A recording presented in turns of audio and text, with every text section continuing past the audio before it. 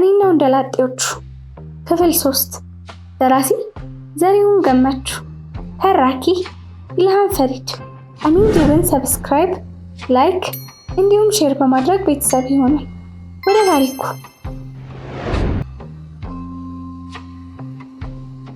ዛሬ በጣም ነው ያዘንኩት። እንዲህ ያለ ምክንያት ቅዳሜን ወዳት ነበር። ዛሬ ግን ስታስለቅሰኝ ነው ያለችው። ለምን አትሉኝም? ከወንደላጤዎቼ መካከል አንዱን አጣሁ።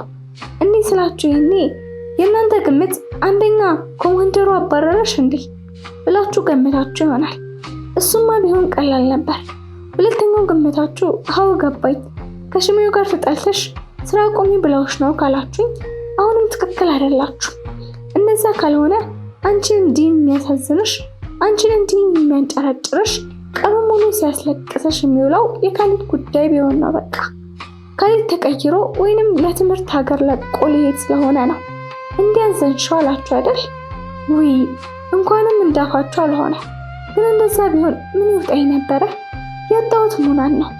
አዎ ሙና ሀገር ለቃ ልትሄድ ነው። ሀገር ለቃ ስላችሁ ከዚህ ከጎባ አይደለም፣ በቃ ውቅያኖስ አቋርጣ ልትበር ነው። ሁለተኛ ዲግሪ እንድትማር አባቷ ሁኔታዎችን አመቻችተውላት፣ ግን እዛ ምን ይውጣት ይሆን? መጠጥ ቢኖርም ጫት ግን የለም ነው ወይስ አለ ይሆን? ብቻ እንደዚህ መንዘላዘል ላይ መቻት ይችላል። ለኔ ግን እሷን ከማጣት ሼባውን፣ ኮማንደሩን እና ዶክተሩን አንድ ላይ ባጣ ይሻለኝ ነበረ። እንዴ ደጓሚ ነበረች እኮ። በደሞዝ መልክ ከምትከፍለኝ ብር ይልቅ በየቀኑ የምትሸጉጥልኝ ቦነስ ይበልጥ ነበር። ወይ ሙና! አባትየው ናቸው ትላንት መጥተው ዛሬ ይዘዋት ወደ አዲስ አበባ ሄዱት። ሻንጣዋን ብቻ ነው ይዛ ሄደችው። እንዳለ ሙሉ የቤት እቃ፣ 14 ኢንች ቴሌቪዥኗ፣ ሁሉንም ሰጥታኝ ነው ሄደችው። በዛ ላይ በእጄ ሙሉ 4000 ብር ያስታቀፈች። በእርግጥ ለእሷ እንደዛ ማድረግ ቀላል ነገር ሊሆን ይችላል። ለእኔ ግን ለመጀመሪያ ጊዜ የቴሌቪዥኑን ድምፅ በቤታችን ሲሰማ አቤት ወንድሞቼ እንደፈነጠዙ። ምን ወንድሞቼ! እናቴ ራሷ ቀላል አልተደሰተችም። እኔ ግን እንጃ ይህ ሁሉ የሰጠችኝ ቁስም ሆነ ብር ቀርቶብኝ እሷ ብትኖርልኝ ደስ ይለኝ ነበረ። የሆነ የክፉ ቀን መከታዬ ኢንሹራንስ ካምፓኒ የፈረሰብኝ የመሰለኝ። ልጄ አለች እማዬ ራስ በልተን ለመተኛት ወደ መኝታችን ከወጣን በኋላ። ጠዋት የምትሄጅበት ቦታ ይኖራል አለች። ነገ እሁድ ነው እኮ ስራም የለኝም፣ የት ሄዳለሁማ አልኳት። እንደው ተክልዬ መሄድ ፈልጌ ነበረ አለች። ምነውማ አመመሽ እንዴ ስላት፣ ኧረ ሰላም ነኝ አላመመኝም፣ እንዲሁ ሂጂ ጸበል መጠመቅ ፈልጌ እንጂ አለች። በቃ እንሄዳለን ስላት፣ እሺ እኔ ላላ አለች። እኔም ለመተኛት ብከናነብም ብገላበጥም እንቅልፍ ሊወስደኝ አልቻለም። ሞባይሌን አነሳውና ፌስቡክ ከፍቼ አየት ሳደርግ ካሊድ ቻት ላይ አየሁት። ሃይ አልኩና ላኩለት። ሃይ ባርች ሰላም ነሽ? መልስ መጣ። አለሁልክ መለስኩለት። ለኔ? አዎ ምን ነው አይፈቀድልኝም እንዴ ስለው፣ ተቃዋሚ ከሌለ ይፈቀዳል፣ ከኔ ወገን የለም፣ ካንተ ነው እንጂ የሚያጠራጥረው። አረ ከኔም የለም፣ እንግዲህ በቃ ላንተ ኖርልሃለሁ ስለው፣ እሺ እኔ ቆንጆ የዚህን ጊዜ ልቅልጥ ስትል ይታወቀኛል። ምን እየሰራህ ነው አልኩት። መኝታዬ ውስጥ ገብቼ በመጋደም ከአንቺ ጋር እያወራሁ አለኝ። እኔም እንደዛው ስል መለስኩ። ታዲያ ልምጣ እንዴ አለ። የት? አንቺ ጋር ነው፣ ከጎንሽ ከደም ልበል። እናቴ ትቆጣኛለች ስለው፣ ባትቆጣ ኖሮስ ምትተኛ ነበራ አልኩት። ምርጥ ልጅ እኮ ነሽ አለኝ። አንተም ግሩም ነህ ስለው፣ መሽቀመሽ በሽታ ነው ጣዋጅ መሆኑን ያወቅኩት። ወይኔ ዛሬ ምን እየነካኝ ነው? ራሴን ወደ ወጥመድ እየነዳሁት ነው እንዴ? ቀስ በቀስ እያንዳንዱ አረፍተ ነገር በተለዋወጠ ቁጥር የሰውነት ሙቀቴ እየናረ ውርጭ የሚተፋው ምሽት አየር እየጋለ መጣ። እንዲህ በፍቅር መቀለዱ ይቅርብኝ መሰለኝ። አውላቁ ግን እየቀለድኩ ነው እንዴ? አይመስለኝም። ከውስጤ ደስ ብሎኝ ነው እያወራሁት ያለሁት። እሱስ የሱ ምን እንደሆነ አላውቅም። ምን ነው ባርች ዝም አልሽኝ? ተኛሽ እንዴ አለኝ። አንተን ሰላስተኛ በምን አንጀቴ አልኩት። እውነትሽ ነው እና ነገ እንገናኛለና አለኝ። አንገናኝ ስለው፣ ምን ነው አለኝ። ረሳሁ እንዴ? ነገ እኮ እሑድ ነው፣ አልመጣም። ብመጣ እንኳን አሁን እያወራኝ እንዳለው አታወራኝ ስለው እሱስ እውነትሽን ነው። ብዙ ጊዜ እኔ እንጃ ማአት ነገር ላወራሽ ፈልግና እቤት ስትመጪና በአካል ሳገኝሽ ግን እፈራለሁ አለኝ። ምንድነው የሚያስፈራ? ሌሎቹ ሴቶችን እንዴት ነበር እየጀነጀን ከምታመጣቸው ስለው እንጂ እነሱ ይለያያላ። እንዴት ይለያያል? አየሽ፣ አንቺ ኑሮን ለማሸነፍ የምትጣጣሪ ብዙ ጫና ያለብሽ ልጅ ስለሆንሽ ብቻ ትከብጂኛለሽ አለኝ። ሳትሸከመኝ አልኩኝ። ብትፈቅጂልኝማ ብሸከምሽ ደስ ይለኝ ነበር አለ። በል ጸባይ ታይቶ ወደፊት ይፈቀድልህ ይሆናል። ለዛሬ ደህና ደር ስለው ቆይ ነገ ብንገናኝስ አለኝ። ለምን? በቃ እንዲሁ ለማውራት። እባክህ ወደ እናንተ ግቢ መምጣት ይደብረኛል። እኛ ጋር አይደለም ዋቢ ሸበሌ ራት ልጋብዝሽ ሲለኝ ዋቢ ሸበሌ አልኩት። አዎ ምን ነው? እኔ እንጃ እዛ ግቢ እኮ ገብቼ አላውቅም ስለው እዚህ ሰውለሽ እዚሁ አድገሽ አለኝ። አዎ ለእኔ እንደ ቤተ መንግስት ነው የሚረቅብኝ። ከውጭ ከሩቅ መቃኘት እንጂ ወደ ውስጥ ለመትለቀቅ አጋጣሚውን አግኝቼ አላውቅም። በቃ ነገ ምሳ ሰዓት እደውልልሻለሁ አለ። ምሳ ሰዓት አይመቸኝም፣ እናቴን ተክልዬ ይዣት ልሄድ ነው። እስከ 7 ሰዓት ላልመለስ እችላለሁ። በቃ ከሰዓት እደውልልሻለሁ አለኝ። እሺ የኔ ቆንጆ ቻው። እሺ። ኢንተርኔቴን አጠፋውና ራሴን ወደ መታዘብ ገባሁ። ምን እያደረኩ ነው? ጠዋት እንደ ሰዓት ሲሆን ከእናቴ ጋር ጋሪ ተኮናትሬ ወደ ተክለ ሃይማኖት ጉዞ ጀመረ። ተክልዬ ገዳም የልማ ሆስፒታል ጋር ሲደርስ በቀኝ በኩል ታጥፎ በሚወስደው መንገድ ባሞ ወንዝን ተሻግሮ የሥላሴ ቤተክርስቲያን በቀኝ በኩል ትተው ትንሽ ከተሰኩ በኋላ የከተማው መጨረሻ ላይ ነው የሚገኘው። በነገራችን ላይ ጎባ ከተማ በጣም የሚገርሙ 2 ነገሮች አሏት። አንደኛው ብዙ ከተሞች ያልታደሉት 3 ጥርት ያሉ ትላልቅ የሚባሉ ወንዞች አሏት፣ ተጎና፣ ባሞና ሚጫ። ሌላው ደግሞ እኔ እንኳን በቁጥር በትክክል የማውቀው የኦርቶዶክስ ቤተክርስቲያኖች አሏት። ገብርኤል፣ ሥላሴ፣ መድኃኔዓለም፣ ማርያም፣ ሥላሴ ባልወልድ፣ ሚካኤል፣ ዑራኤል። እነዚህ ለጊዜ ያስታወስኳቸው ናቸው። እርግጠኛ ነኝ ትላልቆቹ ናዝሬትን፣ ሐዋሳን የመሳሰሉ ከተሞች እንኳን በዚህ ቁጥር ልክ ያላቸው አይመስለኝም። ከተማዋ የኦርቶዶክስ እምነት ተከታዮች ነች ልላት ፈልጌ አይደለም። ከ3 በላይ መስጊዶችና ቁጥራቸው ቀላል ያልሆኑ ፕሮቴስታንት እምነት ማምለኪያ ስፍራዎች እንዲሁም በጀሆባን ቤተክርስቲያን በከተማም ውስጥ እንደሚገኝ አውቃለሁ። በአጠቃላይ ለሃይማኖት በጣም ቅርብ የሆኑ ህዝቦች የሚኖሩባት ከተማ ነች። ይህም ብልም በእውነት ይቀርባል። ተክልዬ ገዳም ደርሰናል። ወደ ጠበል ቦታ መራን። ተክልዬ ገዳም በጣም ትልቅ ገዳም ነው። የመሬቱ አቀማመጥ ወጣ ገባ የበዛበት፣ ተራራ ሸለቆ የሚታይበት፣ የተለያዩ አጸዶች የተሞላ አረንጓዴ የለበሰ በተፈጥሮ ያጌጠ ውብ ስፍራ ነው። ገዳሙን ለ2 የሚቆርጠው ወንዝ ያለ ሲሆን በተራራ ላይ እየተመዘገዘገ ወደ ጥልቁ ሸለቆ የሚረግፍ አስደማሚ ፏፏቴም ይታያል። ገዳሙ ወንድም ሴቱም መነኩሳቱም አንድ ላይ የሚኖርበት ነው። ጥቅጥቅ ካለው ደን ውስጥ እዚህም እዚያም የተበታተነ የመነኩሳት መኖሪያ ጎጆዎችና ትናንሽ የቆርቆሮ ክዳን ቤቶች ይታያሉ። የተራራው ከፍታ ላይ ደግሞ እዚህም እዛም ፍልፍል ዋሻ ቤቶች አሉ። ወደ ላይ ተወጥቶ የአካባቢ ከፍታ ቦታ ላይ ዋና ቤተክርስቲያን ይገኛል። እርግጥ አሁን የበፊቱን ቤተክርስቲያን ፈርሶ በሞትኩ በዚህ ዘመናዊ የሆነ ቤተክርስቲያን መገንባት ተጀምሯል። እርግጥ ገና ጅምር የመሰረት ስራ ላይ ነው ያለው። ቢሆንም ፊት ለፊት የተለጠፈውን የቤተክርስቲያን ፕላን ሲታይ በጣም ዘመናዊ እንደሆነ ያስታውቃል። አዲሱ ቤተክርስቲያን ሳያልቅ የበፊቱ ቤተክርስቲያን የፈረሰ ይመስላል። በአካባቢው ተራራማነትና ወጣ ገባነት የተነሳ ሌላ አማራጭ ቦታ ስለሌለ የግድ አዲሱንም በቀድሞ ቦታ ላይ መስራት የግድ ስለሆነ ነው። ወደ ጠበሉ መልሳችሁ አንድ ባህታዊ ከአንድ ጎረምሳ ረዳታቸው ጋር ነው የሚያጠምቁት። የዚህን የጠበል ፈውስ አገልግሎት ፈልገው በአካባቢው የተገኙ ግለሰቦች ቁጥር ከ50 ይበልጣሉ። አብዛኛው ከተለያዩ ቦታ ላይ መጡት። ከጊነር፣ ከኮሮ፣ ከደሎመና ከብዙ የባሌ ወረዳው ከተሞች። ከዚህ ከጎቦ የመጣን 10 የምንሞላ አይመስለኝም። ከዓይን ራቀ ከልብ ይርቃል ይባላል። እኔ ግን እላለሁ ለዓይን የቀረበ ለልብም የሚርቅበት አጋጣሚ ብዙ ነው። ብዙ ጊዜ ቅርባችን ላለ ነገር የምንሰጠው ዋጋ ናሳ ነው። ልክ 12 ሰዓት ሲሆን ስልክ ጮኸ። አንድ ጊዜ ሲጠራን ያነሳሁት። ካነሳሁት በኋላ ደነገጥኩ። ምን እንደዚህ አስገበገበኝ? ካሊዶስ ምን ይለኛል?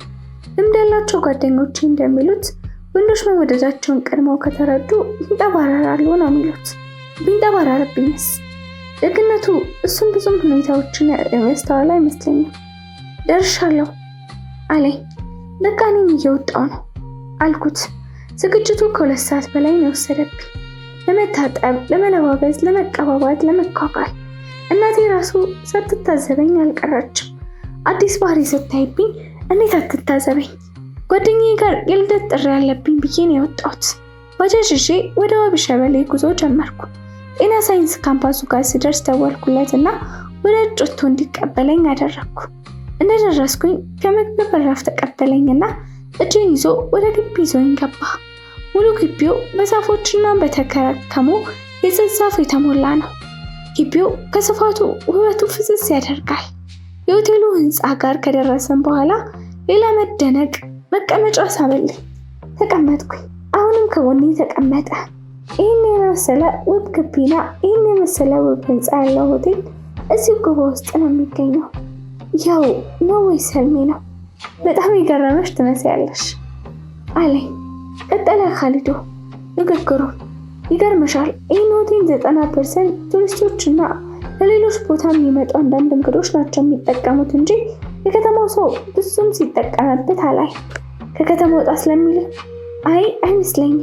የአመለካከት ጉዳይ ነው። በነገራችን ላይ ይህ ሆቴል በደርግ ዘመን የተሰራው።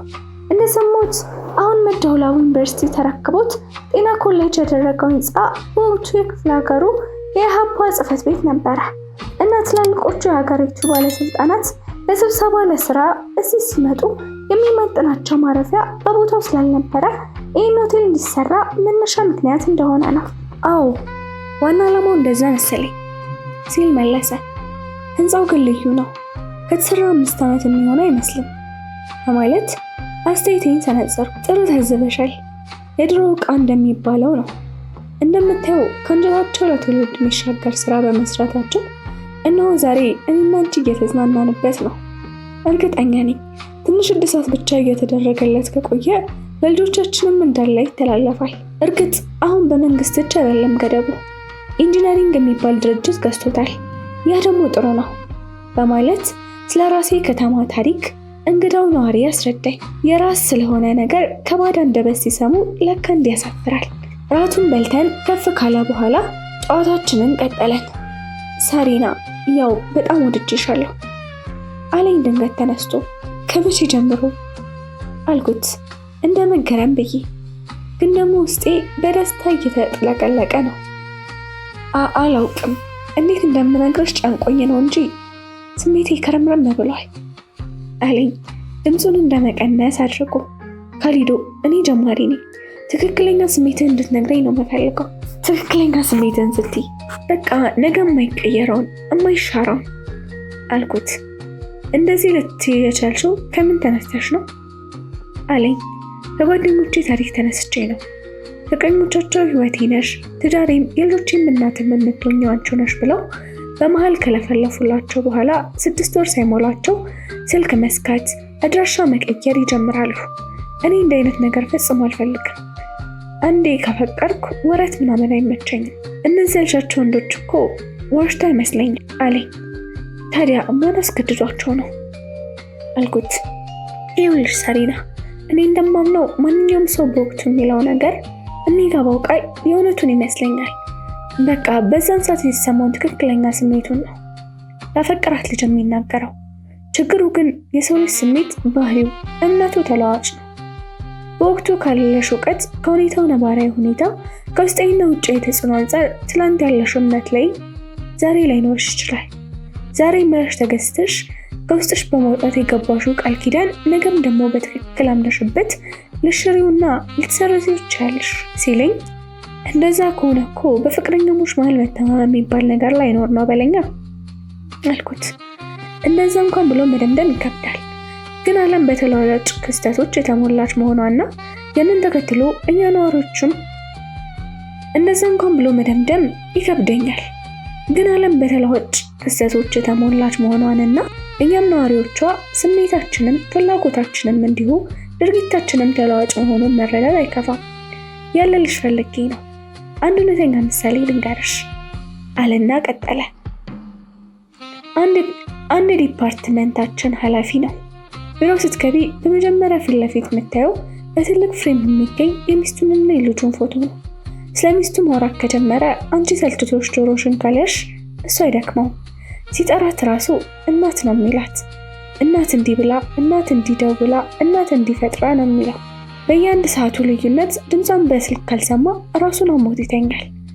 እሷ ናዝሬት ነው የምትኖረው እና ልሻውን በቅርብ ከ15 ቀን በፊት ላያት ይሄዳል።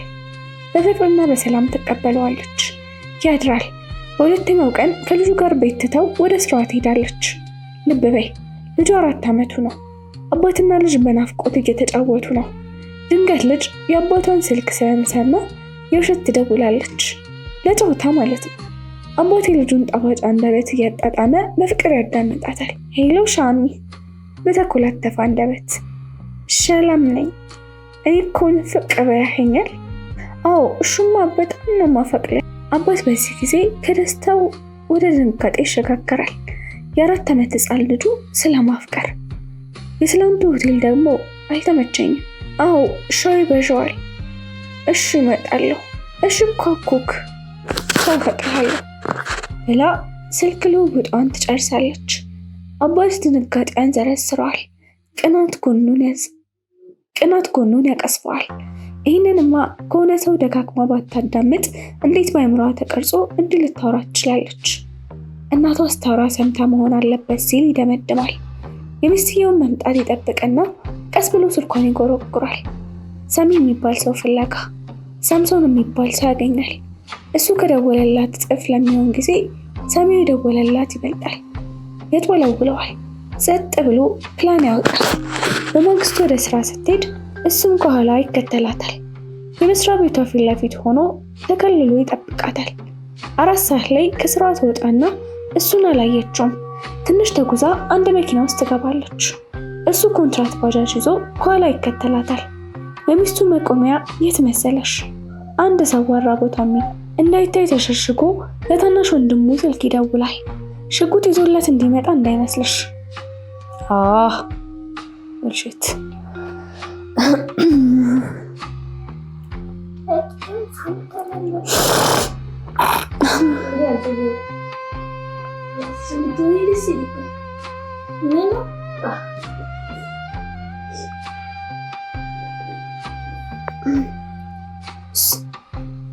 እንዳይታይ ተሸሽጎ ለታናሽ ወንድሙ ስልክ ይደውላል። ሽጉጥ ይዞለት እንዲመጣ እንዳይመስልሽ፣ ልጁን ከቤት ይዞለት እንዲመጣ ነው። በ5 ደቂቃ ውስጥ ልጁ እጁ እንደገባች ወንድሙን ያሰናበትና ሚስቱ ከገባችበት ክፍል ጎን ያለውን ተከራይቶ በራፍ ላይ ወንበሩን አውጥቶ ልጁን ታቅፎ እያጫወተ መጠበቅ ይጀምራል። ከ1 ሰዓት በኋላ ሚስትየው ሀገር አማን ነው ብላ ሁሉን ነገር ጨርሳ ስትወጣ በራፍ ላይ ልጇና ባሏ ቁጭ ብለው ልጅም አየ ብላ ተንጠልጥላ ልትጠመጠመባት ስትንደረደር እናት ራሷን ስታ ወደ ኋላ ትወድቃለች። ሽሜ ደንግጦ ሲርበተበት አጅሬው ልጁን አንጠልጥሎ ወደ እናቷ ብትሄድ በመሆኑ ለእናቱ ሰጥቶ ወደ ስራው ይመለሳል። ሚስትም በድንጋጤና በእረፍት የዓመት ፍቃድ ጠይቃ አዲስ አበባ ገብታለች አሉ። የሚገርም ታሪክ ነው። ሰውየው ግን ልጁን ይዞ መሄድ አልነበረበትም ብለህ ታስባለህ ስል ጠየቅኩት። እኔም ባንቺ ሀሳብ እስማማለሁ፣ ግን በወቅቱ እብደት ላይ ስለነበር የሚያደርገውን የሚያውቅ አይመስለኝም። እንደውም ልደብድበው ወይ ልግደለው ለማለቱ ይገርመኛል። ሳስበው ግን ወደፊት ልጁ እናቴን ለምን ፈታሃት ብላ እንዳትጠይቀው ወይም እንዳትወቅሰው ምክንያቱም በዓይኗ እንድታይ ፈለገ ይመስለኛል።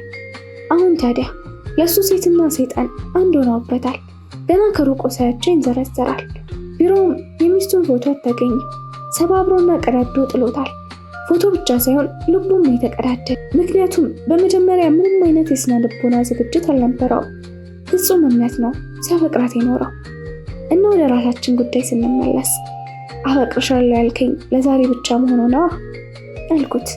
እውነቱን ንገረኝ ካልሽኝ አዎ ይሆናል ነው መልሴ። እኔ እርግጠኛ መሆነው በዛሬ ላይ ብቻ ነው አለኝ። ምንድነው የምታስተምረው ስለው ፖለቲክስ አለኝ። አይ ፍልስፍና መስሎኝ ነበረ። ስለው ያ ፖለቲካ እኮ የፍልስፍና አንዱ ክፍል ነው አለኝ። ለዛ ነዋ ስል ለዛ እንኳን አይደለም የእውነት የሚሰማኝ እንደዛ ስለሆነ ነው ስለው ግን ሌሎች ሴቶች ስትጀነጅናቸው እነዚህም ቅጩን እየነገርካቸው ነው አልኩት። ሴት አደኝ ያደረግሽኝ እኮ እኔ እንዲህ ነኝ። ምንም አይነት ቃል ለማንም ገብቼ አላውቅም። የሚገርምሽ ብዙ ጊዜ ሴቶች ከደረቅ እውነት ይልቅ ጣፋጭ ውሸት ይመቻቸዋል። ነገ ቀለበት አስርልሻለሁ፣ ከነገ ወዲያ ሸራተን ደግሰን እንጋባለን፣ ከቤት ወደ ሱፐርማርኬት የምትመላለሽበትን መኪና ገዛልሻለሁ፣ ለጫጉላችን ዱባይ፣ ለረፍታችን ደግሞ ፓሪስ እንሄዳለን የመሳሰሉት። ከመቶ ሺህ አንዱ ወንድ መፈጸም የማይችላቸውን ተረት ተረቶች በጆሮዋ ሲያንቆረቆርላት ከፍታ በደስታ የምታዳምጥ ሴት በቁጥር ነች። ከሴቶች የባህሪያቸው ነው በጣም የሚገርመኝ አለኝ። አንተ በጅምላ ጨፈጨፍከን እኮ ምን ነካ? ጥሩ ነገር መስማት የሚጠላ ምቾቱን መገናጸፍ የሚጸየፍ ሰው አለ እንዴ አልኩት። የለም እኔ እኮ ውሸት መሆኑን እያወቁ አሚን ብለው በፈገግታ ማዳመጣቸው ነው የሚያበሳጭ። ለምሳሌ አሁን ሳሪና እኔ በጣም አፈቅርሻለሁ፣ ከአንድ ወር በኋላ ዳይመንድ ቀለበት በዚህ በሚያምር አረንጋ ጣትሽ ላይ አጠልቅልሻለሁ፣ ከዛ ለሰርጋችን የምትለብሽውን ቬሎ አስመጣልሻለሁ ብልሽ ሲለኝ አንተ እውነት መስሎኝ እኮ ጎመዣው አልኩት። ክፋቱ እኔ ይህን ያልኩሽን ነገር ለማሟላት 10 ዓመት ሙሉ ደሞዜን ማጠራቀም እንዳለብኝ ለማወቅ ጥቂት ማሰብ ብቻ ነው የሚጠበቅብሽ አለኝ። ቢሆንም ግን ሲሰሙት ደስ ይላል አልኩት። እውነቴን ነው። ለምሳሌ ያክል እንዳለው እያወቅኩ ራሱ እስሬ ተንበርኮ ተጠልቅሌ ነጩን ቬሎ ለብሼ በአየር ላይ ስንሳፈፍ እየታየኝ ኮምጅቼ ነበር። እንዲህ እያወራን 2 ሰዓት ደረሰ። በቃ ለዛሬ በቃናል ልንወጣ ስለው እንደ ጊዜ የሚያስጠላ ነገር የለም አለኝ። እንዴት አልኩት። አንዳንዴ ፊትሽ ድንቅር ይልና አልንቀሳቀስ ይላል፣ እንዲህ ስትፈልጊ ደግሞ አበራረሩ ለጉድ ነው ብሎኝ ለእኔ በወር የሚከፍለኝን ደሞዝ ያክል የሚቀራረብ ሂሳብ ከፈለና ዋቢ ሸበሌን ለቀን ወጣን። ባጃጅ መጠቀም አልፈለግንም። በእግራችን ተያዝ ነው። ብርዱ ያንዘፈዝፋል። ወሬያችንን ቀጠልን። ትምህርት እንዴት ነው አለኝ። አሪፍ ነው፣ 2 ሴሚስተር ብቻ ነው የቀረኝ አልኩት። ጎበዝ በርቺ ሲለኝ ፍቅርህ ካላሰነፈኝ እበረታለሁ አልኩት። ያ ሁሉ ፈተናና የቤተሰብ ጣጣ ላሸነፈሽ ፍቅር ያሸንፍሻል አለኝ። የዓለም ሀያላን ጀግኖች እኮ መከራና ፈተና ሳይነቀንቃቸው ፍቅር ግን በቀላሉ ሲፈረካክሳቸው ታዝበናል፣ አንብበናል አልኩት እንደ መፈላሰያት ብዬ። እንደዛ ከሆነማ በደንብ ፍርክስክስ በይ። ክፍል 4 ይቀጥላል።